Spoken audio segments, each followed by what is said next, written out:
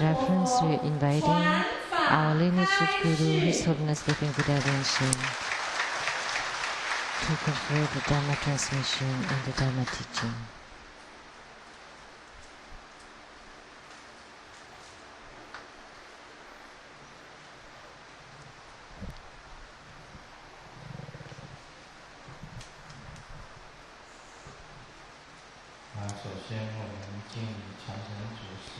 First, we pay homage to the lineage gurus, the Venerable Mang Liang, Master Sakya Tsang,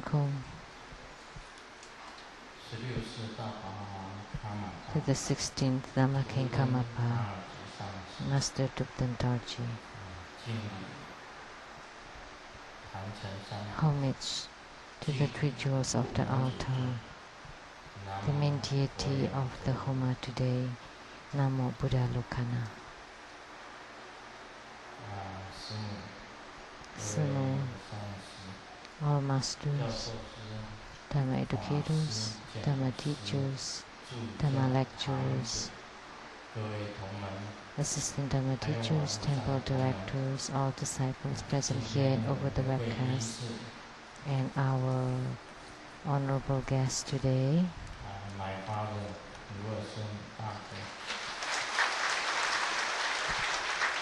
my older sister, Sheng-yen, 及他是们 my Swedish sister, Lian, and 他是们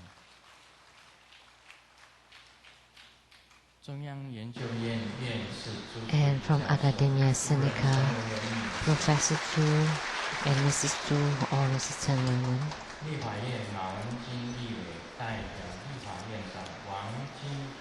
And representing the President of the Legislative Yuan of Taiwan, Mr. Wang Jinping, it's Ms. Ma, and Secretary General of the Qinmin Party, Mr. Qin, to represent Mr. Song Chui, and from the Baptist University of Hong Kong, Professor Wu Weimeng.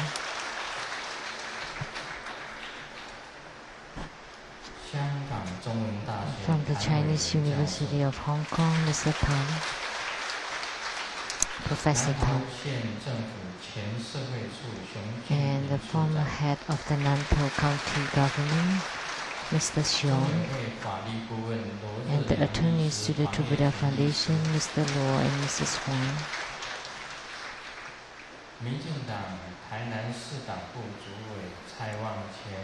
And the commissioner, the council member of the DPP party, Tainan City, to represent a presidential candidate, Ms. Tsai Ing-wen.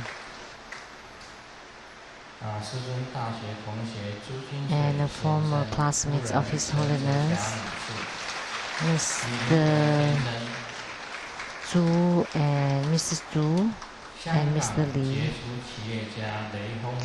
and notable businessman from Hong Kong, Mr. Li, and San Qing Charitable Organization from Nantou, the director, and also the CEO of the Midijia Enterprise, Mr. Chen, and the council member of Taichung City Council, Mr. Yang,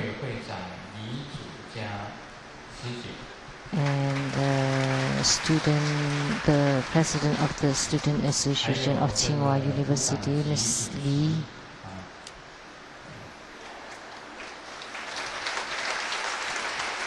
and the president of the No Party and the mother of Xiao Cui.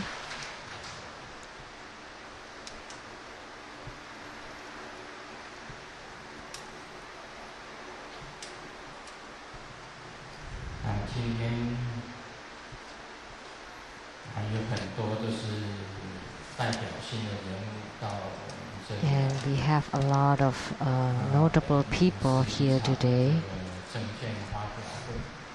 And it seems like a hearing party here.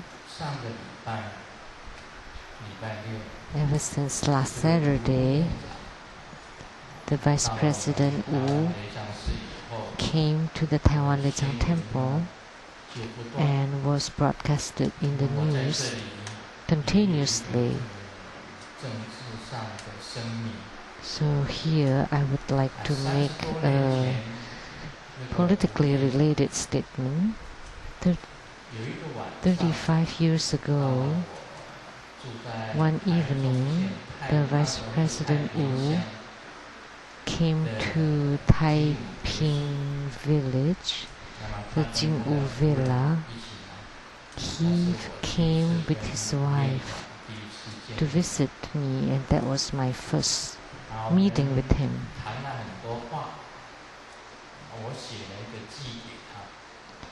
We talked for a while, and I wrote a verse for him.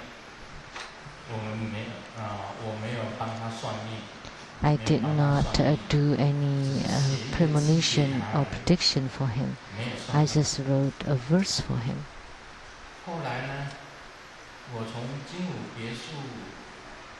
And then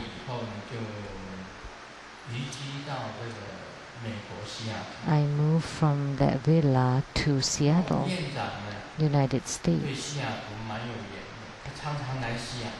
And this Vice President Wu had a good affinity with Seattle. He often visited Seattle, and we met several times. He had visited the Rainbow Villa, which is now called the Rainbow Temple. He also came to the Seattle Lian Temple several times, and also several times at the Rainbow Villa.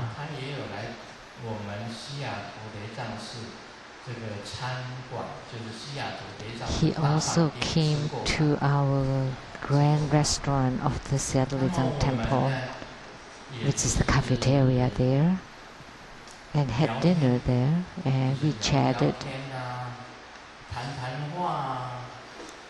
just talked, and there was no fortune telling whatsoever. So at the press conference, I did say that he did come to Seattle to visit me, but I did not say anything about fortune telling. So over 30 years ago, he visited the Jingwu Villa, and we also chatted, and I wrote him a verse. There was also no fortune telling, but the media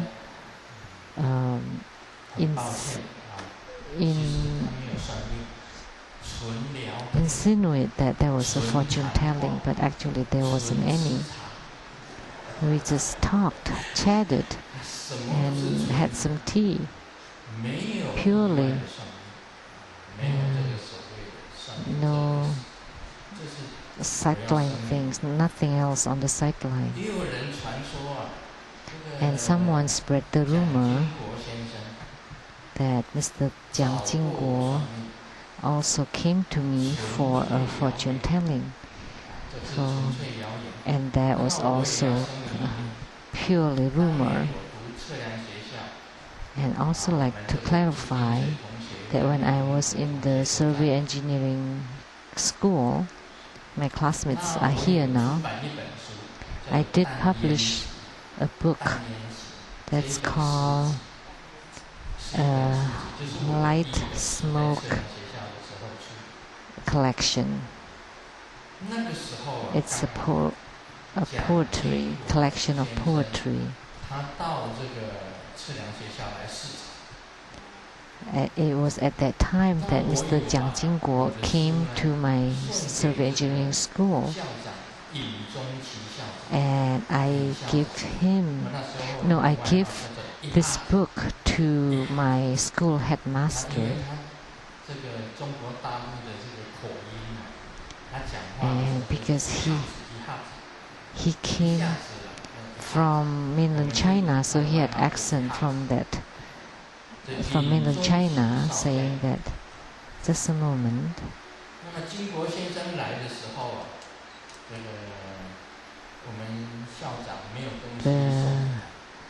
So when Mr. Jiang Jingguo visited the school, the headmaster did not have any other gift, so he gave him instead my book.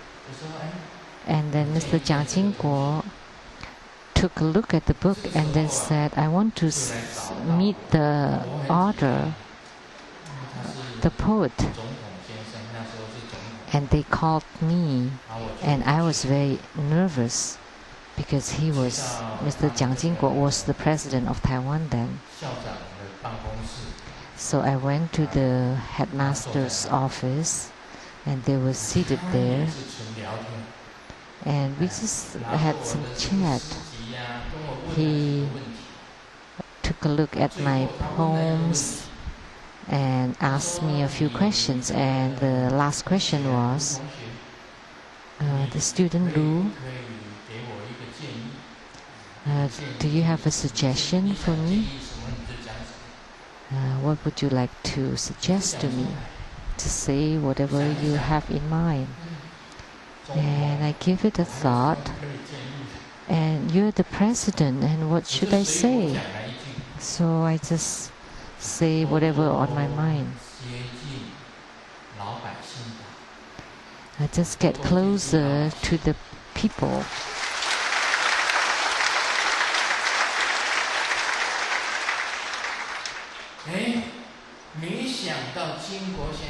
And little did I know that he listened to my statement.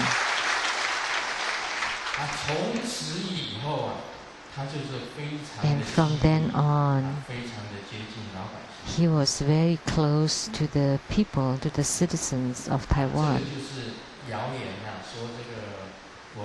And then there was the rumor saying that because I did a premonition, did the fortune telling, and then said that to him. But actually it was just a suggestion said spontaneously.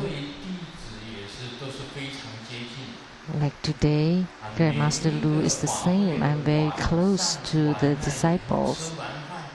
That after ceremony on Saturday evening, whoever that likes to have blessings, extra blessings on their heads, then I would touch their heads.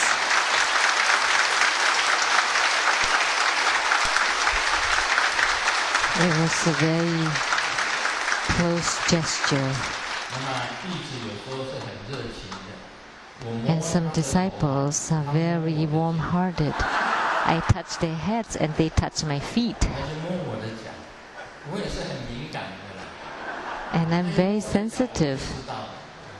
So when my feet is touched, then I would know, then it's okay to touch each other because it's done in the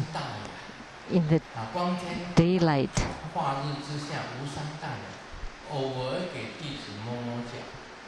It's okay that sometimes my feet is being touched. And it's okay that I touch the heads of my disciples. But if every disciple touch my feet,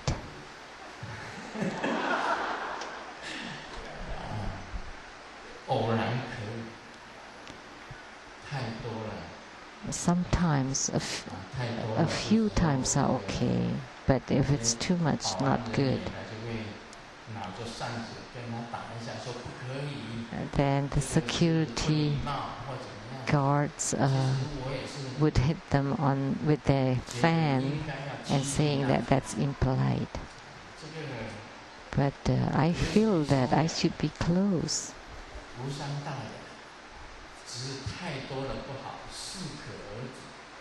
So it should be appropriate and just right, not too much. So I also feel this way. I want to get close to all my disciples.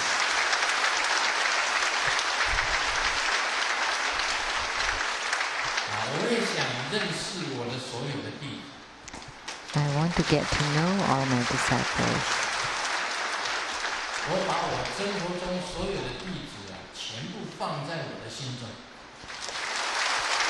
I place all True Buddha disciples in my heart. So we are very close. between myself and the True Buddha disciples. We are very close, there's no distance. I believe that each one of them will reach Buddhahood.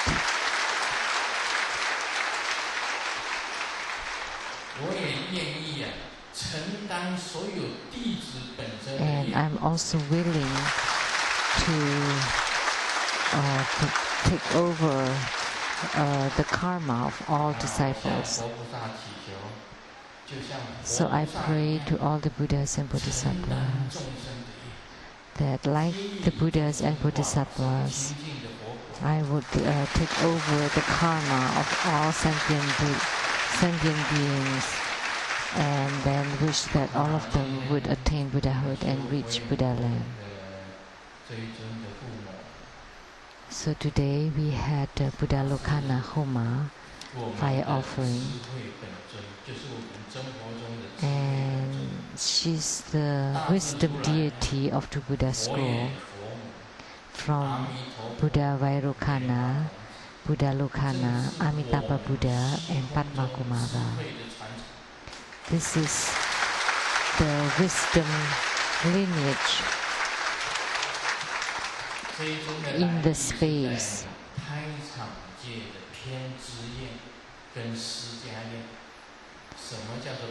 So she originated from the Dharma Dhatu or the womb mandala. It's from the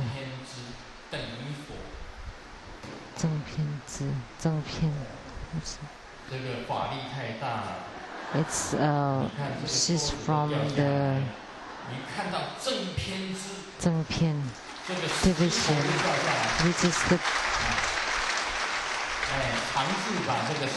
correct knowledge, or knowing everything. And there's the sound, and that's too much Dharma power there, that the table got shaken. So it's the same as the Buddha. Pianzi. So all-knowing or omniscience division. So in the primary palace of Buddha Sakyamuni, there is also Buddha Lokana. And the mudra of Buddha Lokana is one of the mudras of Vairocana Buddha. So the knowing mudra, or you can form that mudra or this other mudra, where first you form the Vajra mudra, and then the thumbs and the index fingers are forming circles, two circles like forming two eyes. And this is the true mudra of Buddha Lokana. There was no earthquake, and I didn't move, and I didn't touch it. And there are two eyes falling to the ground. See? Two stone eyes.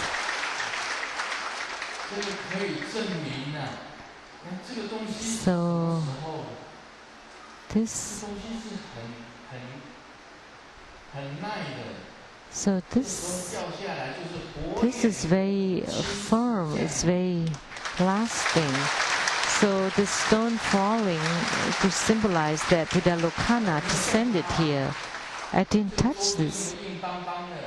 And this table is very strong. And I didn't touch, nobody touched, nothing. And it just so happened two eyes falling to let us know that she descended here. So her two eyes became the Maha twin lotus ponds, the double lotus ponds. And Padma Kumara was transformed inside the eyes of Buddha Lokana. So it was recorded in the sutras. And many innumerable Buddhas were born out of the eyes of Buddha Lokana. So this really is a spiritual response. I didn't ask her to do that, and yet the two eyes fell. So this symbolized the two eyes of the Buddha Lokana. This is the same as the Buddha. So if you gain spiritual response with Buddha Lokana, you can definitely go to Mahadeva Lotus Ponds. And all of your wishes will be granted.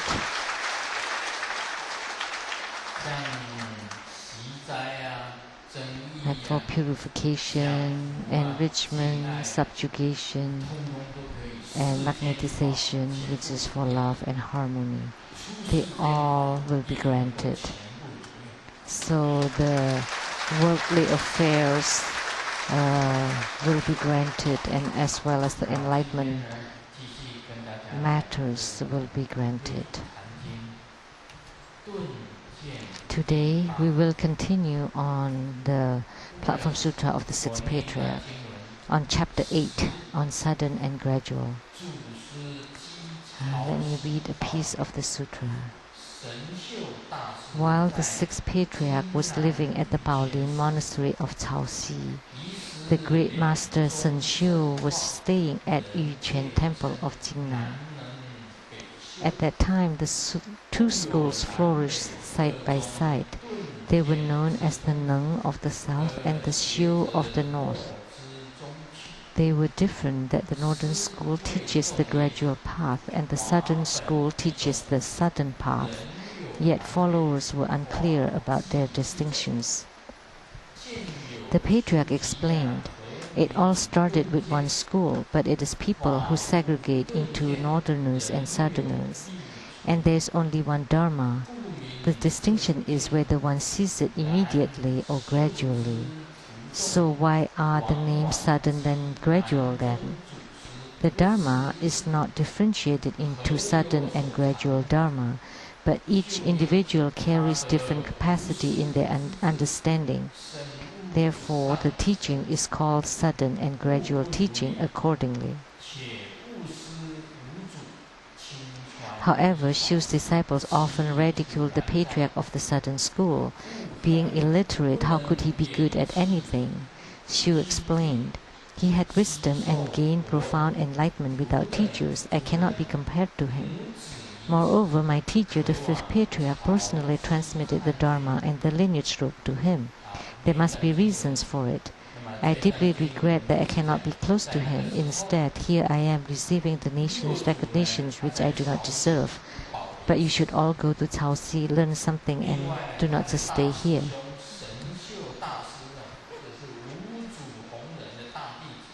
So, when the Sixth Patriarch was living at the Baolin Monastery in Caoxi, the great master Sen Xiu, which is one of the foremost disciples of the fifth Patriarch, was staying at the Yuquan Temple in Jingnan. So the two schools in the south is Neng from Hui Neng and the north Xiu from Sen Xiu. So there are two schools, and the northern school teaches gradual path and the southern school teaches sudden path. And practitioners, followers were unclear why there were two schools, north and south. And then the Sixth Patriarch said that actually there was this one school, but people segregate into northerners and southerners. There's only one Dharma. But seeing the way is whether you see it soon or later. So why are the names of sudden and gradual then? But the Dharma has no differentiation between sudden and gradual, but everyone carries different capacity in their understanding and gain enlightenment sooner or later, whether it's sooner or later. That's why it's called sudden and gradual teaching. But Sun Xiu's disciple asked, the patriarch of the sudden school is illiterate, how could he be good at anything? And Sun Xiu said, the sixth patriarch had wisdom and gained enlightenment without aids from teachers. And the Sun Xiu's teacher, the fifth patriarch, transmitted the Dharma and the lineage group to him. So that's not a coincidence. And Sun Xiu regret that he could not be close to the sixth patriarch. At that time it was Tang dynasty under the reign of the Empress Wu Zetian, and she granted him the nation teacher. So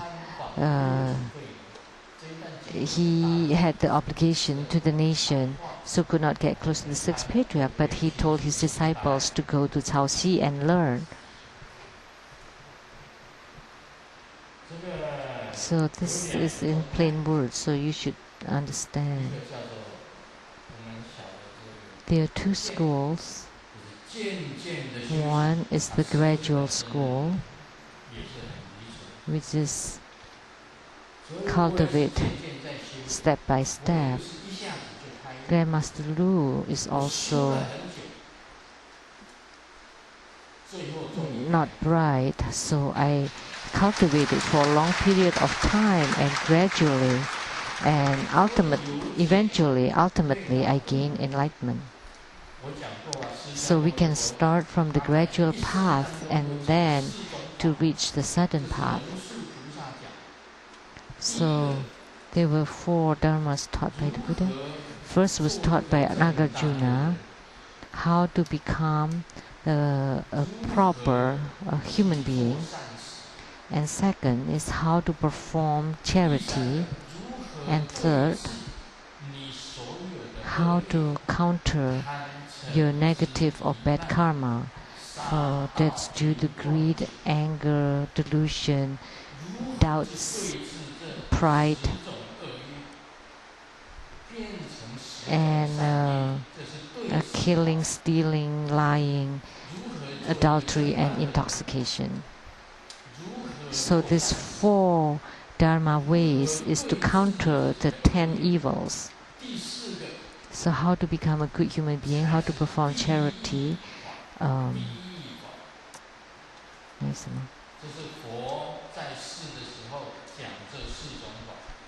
So when the Buddha was alive, he taught these 4 dharmas. The first 3 are the gradual cultivation, and the last one is the sudden cultivation. And immediately you would be inspired and then immediately cut away all the bad karma and attain Buddhahood right there and then. So you should understand the difference between the gradual and the sudden teachings. So the true Buddha tantric practices are all gradual Dharma practices, but in the future there will also be the sudden practices. So the kriya, the action division, the karma division, which is the action division, and the kriya, karma, and then the yoga division, and then the highest yoga. So the first 3 Dharma teachings, how to become a good human being, how to perform charities, how to counter all the bad karma. These are Dharma teachings with motives, but the last one is without motives. and that's of the sudden path.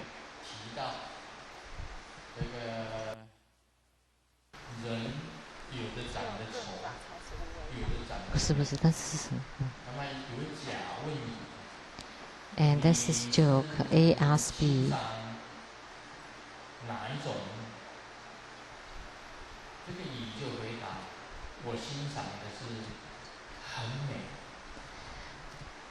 And what do you admire most? And then B said, "Oh, the beautiful ones." And then A told B, "Oh, you still haven't reached the high cultivation. Don't you know that?" And then B replied back, "The ugliness lasts forever." Between beauty and ugliness, there's still a difference. So I approve plastic surgery. There was a Singaporean assistant Dharma teacher told me, Grandmaster Lu said that it's okay to have plastic surgery.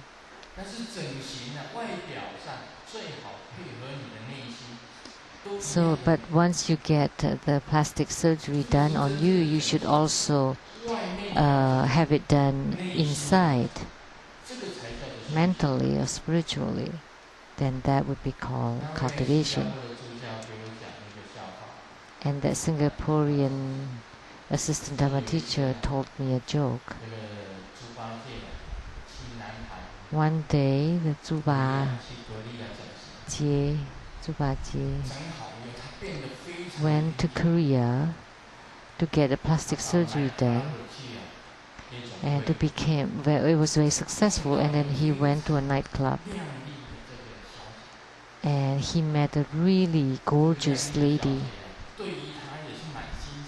and the lady also liked him a lot. Such a handsome man.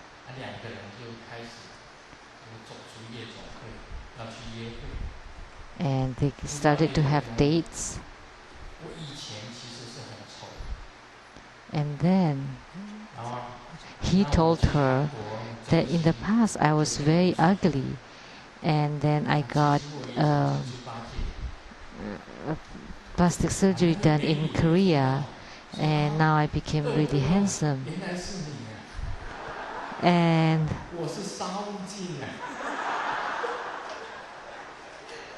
then she, hearing that, she said, "Oh, brother, you know, I'm actually a Sa-u-jin. Sa-u-jin, they were actually Dharma brothers." She became a lady. It was a he who got a plastic surgery to become a lady. So you should reform physically as well as mentally, so externally and internally. You use the Buddha Dharma inside, and you can have plastic surgeries outside. And you want to have dignity and compassion. And compassion is the inner world of spiritual cultivators.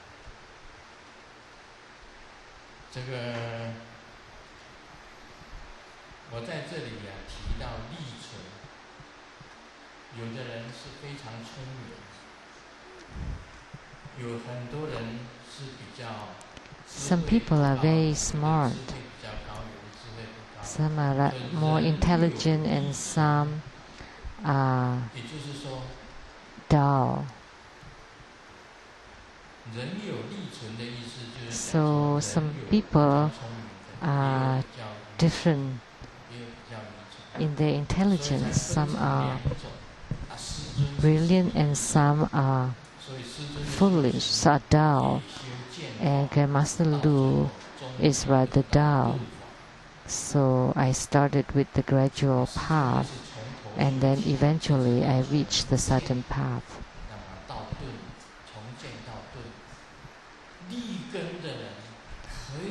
But those who are sharp, they can be liberated immediately using the sudden teaching.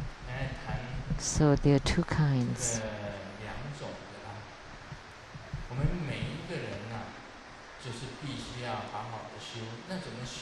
So every one of us should practice the best we can.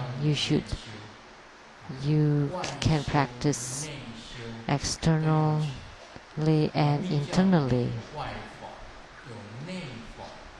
And in tantric practices, there are the outer practices, inner practices, and then secret practices and topmost secret practices. So we started from the outer practices. Do we need to train our bodies? Yes. We cannot drink alcohol, we cannot smoke. So here, also presented by that Singaporean disciple, one day the brain called for a meeting, and the lung said, I want to retire, and the brain asked, why? Because the master smokes every day. I am as the lungs, cannot stand it anymore, so I want to retire. So one of the lungs wanted to retire, and the liver also stood up and raised his hand and said, I want to retire too. And the brain asked, why? Because our master always drink alcohol every day. I cannot stand it anymore, so I want to retire. And then the stomach and the intestines also stood up and said, I want to retire too. We want to retire too. And then the brain asked, why? Because they indulge themselves in eating, so we can't stand it anymore. And at this time there was this very soft voice that said, I also want to retire. And the brain asked, who are you? Stand up and speak loudly. If I can stand, that would have been good.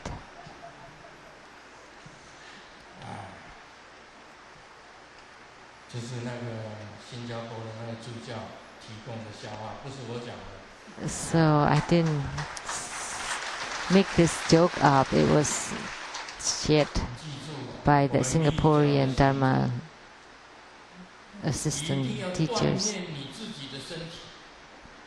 So as a cultivator, we should train our bodies.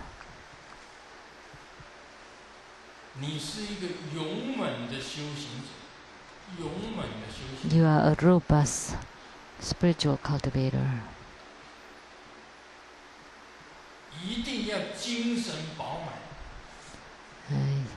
You should be energetic, and you can eat, you can sleep, you eat at the same time, the same portion, and you need to exercise too. Grandmaster have taught this before, the exercise of the eyes, of the nose, of the teeth, of the ears, of the heart chakra, of the waist, of the limbs, of all the organs in your body. This is taught in tantric practices, in the Vajra exercise. A lot of people don't know exercises for the eyes, for the teeth, for the ears, and also exercise for the brain. Then you would become a sharp and robust spiritual cultivator.